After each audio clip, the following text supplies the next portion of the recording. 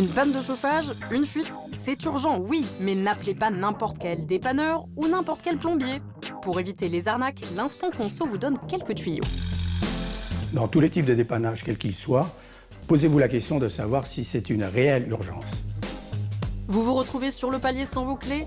Allez dormir chez un proche. Cela vous évitera de payer beaucoup plus cher pour un dépannage de nuit. Méfiez-vous des prospectus dits officiels que vous trouvez dans vos boîtes à lettres.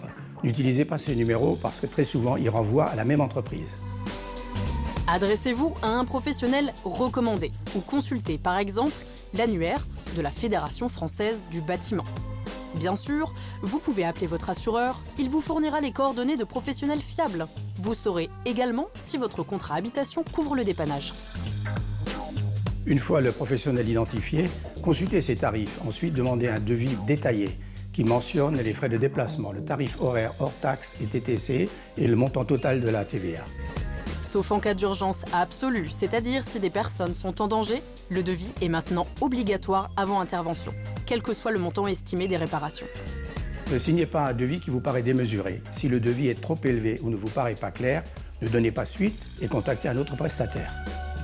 Sachez par ailleurs qu'en cas de problème de gaz ou de panne d'électricité, vous devez contacter les gestionnaires de réseau GRDF et Enedis. En cas d'abus ou de non-satisfaction, vous envoyez une lettre recommandée avec accusé de réception au prestataire qui a effectué la réparation. Et en cas de dernier recours, il vous reste bien sûr la DGCCRF, c'est-à-dire la répression des fraudes. En bref, méfiez-vous des prospectus dits officiels. Demandez un devis détaillé aux professionnels et en cas d'abus, contactez la répression des fraudes.